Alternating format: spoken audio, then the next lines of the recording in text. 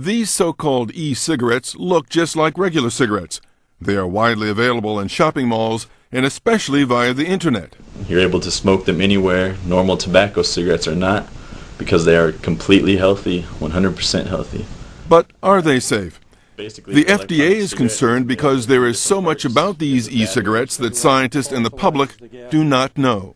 And then those gases are pulled through the tube. These electronic smoking products are being marketed to America right now, and they are being promoted as safe alternatives to smoking, as safer alternatives, and we don't know that. To create the illusion of smoking, the e-cigarette contains a battery and an LED light that, when activated, glows like a lit cigarette.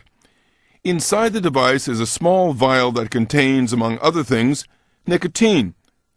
This vial is connected to an atomizer. When you actually draw air through the device, it activates the atomizing chamber, it activates the LED light to make it look as though you're smoking. Air comes in through the chamber and allows the nicotine to become volatilized, and you inhale it. We don't know whether there's any impurities in there that could be dangerous. We don't know where they deliver the nicotine and what the effect might be on the body. There's a tremendous amount of unknowns associated with these products. At the FDA's Chemical Analysis Laboratory in St. Louis, scientists are beginning to unravel the mystery. In a small number of samples, tobacco-specific nitrosamines have been detected.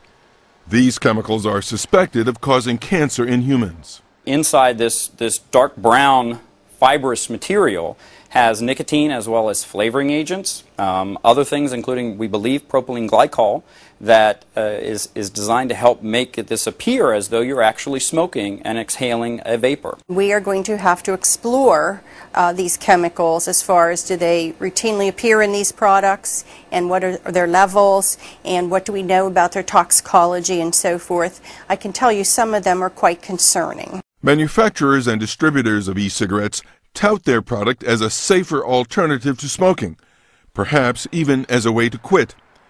But so far, no scientific evidence to support these claims has been submitted to the FDA. These are interesting devices. They deliver nicotine, which is a highly addictive drug, as we know. And once people become habituated to nicotine in cigarettes or other forms of nicotine, we know it's very difficult for them to stop the nicotine, however it's delivered. In addition to concern over the substances that may be inhaled through an e-cigarette, there are also concerns that there are no age restrictions on the sale of the product. We are extremely concerned about the availability of this type of product, particularly to teenagers.